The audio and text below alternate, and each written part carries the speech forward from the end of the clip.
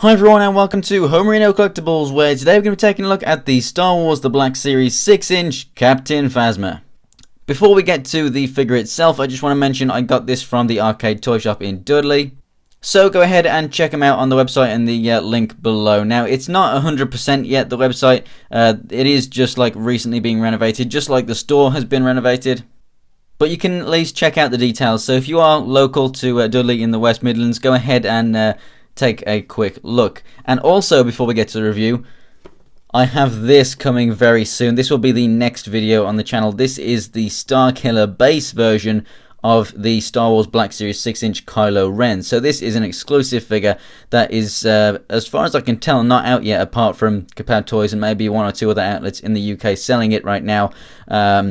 I think it's meant to be a Kmart exclusive, and there's basically no online presence for this thing at all. So I'm really excited to be the first reviewer to go ahead and take a look at this. It's going to be absolutely awesome. Literally all I could find on this before buying it was just pictures of it like this, and then out of packaging but in the same pose. So it was kind of as if it was just like, you know, not even a complete figure yet, like not even coming out, but it's here. Kind of a surprise. And it just looks absolutely phenomenal. It is much better than the original one. So go ahead and subscribe and stay tuned for the channel to check out the review of this guy. It looks absolutely fantastic. But as for Captain Phasma in the standard new style Black Series boxes, as you can see, it's figure number 6. So it's one of the figures from Wave 2. There's 4 figures in a wave. I have actually got a case of Wave 2 on the way. So yeah. Stay tuned for the reviews for the other figures in the wave, but for now let's go ahead and get this thing open and take a closer look at Captain Phasma herself. And here is Captain Phasma out of the packaging. This figure is so damn cool. And I just want to mention, the only review I've seen of this figure was actually Pixel Dan's that he posted up 2 days ago. And just want to say, there is actually a bit more articulation in this figure than what he showed on his review. Like the shoulders can move a little bit more and so on. Don't be disappointed, it will move a little bit more. So I'm going to start out just with the size of this thing. Now, she is actually a little bit taller than some other stormtroopers. So she actually stands about 6 3/4 inches tall. So you can see the great size difference, and that is helping to convey this really awesome, epic character, this really strong character in the film. Not just is she wearing badass armor, not just does she have, this kind of chromed out gun as well as the armor, but, she's got the cape, and she's actually a lot taller than other stormtroopers as well. So that is really awesome. I do want to mention, she does have the same gun, albeit with one difference to the snowtrooper here. So as you can see, the snowtrooper actually has a proper separate trigger finger that goes into its own trigger guard right there. Captain Phasma here does not have the trigger finger, nor does she have a trigger guard. You can clearly see that she can hold the gun in 2 hands with no problem. Basically, her finger does still cover the trigger. If I get a bit better focus, there you go. As you can see, there's just a bit more of a gap by that finger there. So at first I thought it would just have to go in like that, but if you just give it a bit more of a push and kind of wedge it in like so, you can see it clearly sits in that hand and fits absolutely perfectly snug.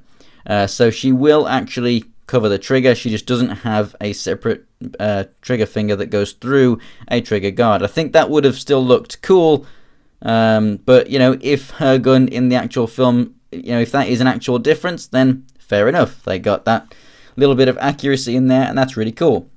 Something that you can do with this that you couldn't do with the snowtrooper, because it has this stuff over his leg. There's actually a port on the side down here, and you've got this tab on the one side of the gun, and you can go ahead and store it on the leg, so you can actually holster the gun, whether you want it facing up or down. It's probably best to be facing down, to be honest. So there we go.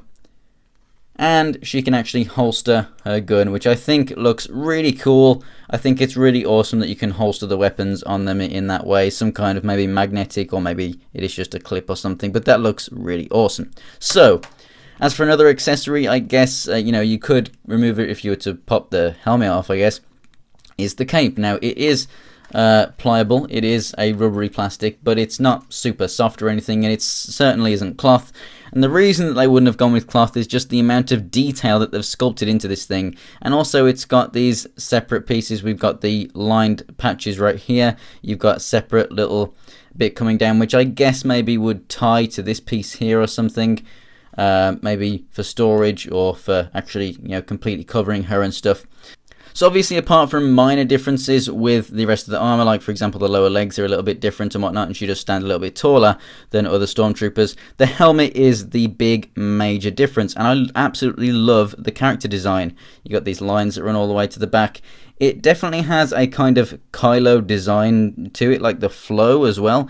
In a way, it's kind of like a streamlined version of the older Stormtrooper helmets. Less clunky. They do look pretty damn cool, I have to say.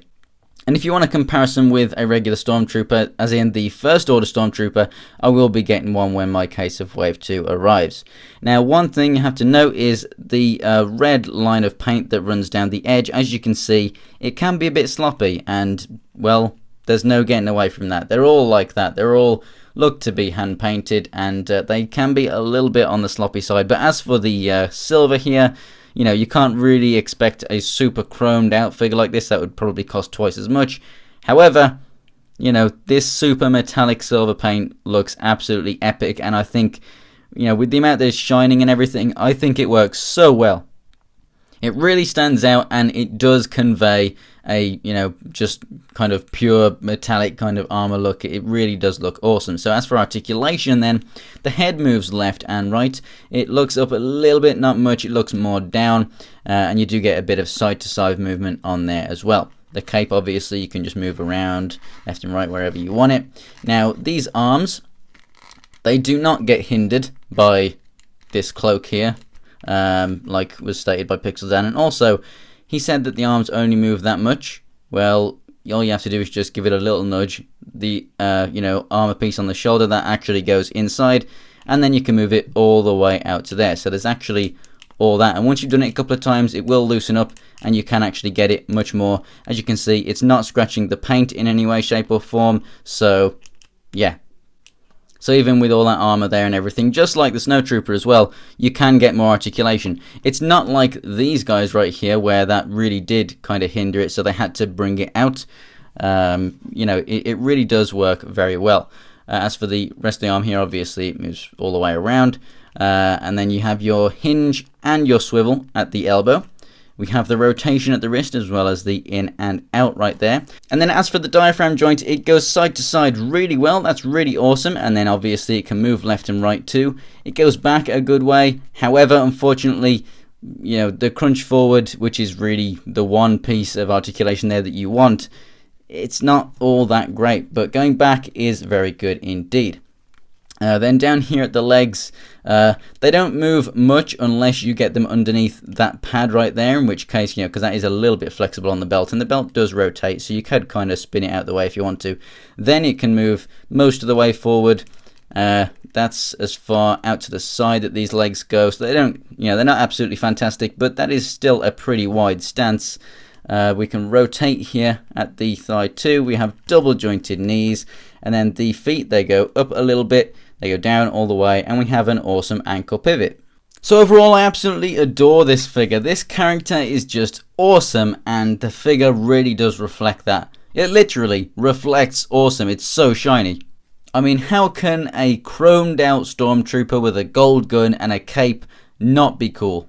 If you love Star Wars, you're going to love this figure. Whether or not you even plan on seeing the new films, or even if you don't like them, this is an epic looking Stormtrooper, and it's one that you should definitely put as part of your collection. So thanks for watching, guys. If you enjoyed the video, go ahead and give it a like, and if you want to check out more pictures of anything else from my collection, including upcoming reviews, just like Kylo right here, then go ahead and check out my Instagram. It's Homerino123, and the link is in the description below. We'll also find a link to my Twitter, and if you want to check out more Star Wars The Black Series reviews, just like this exclusive guy right here, which I'll be the first to review on YouTube, go ahead and subscribe. So thanks for watching, guys, and I'll see you next time.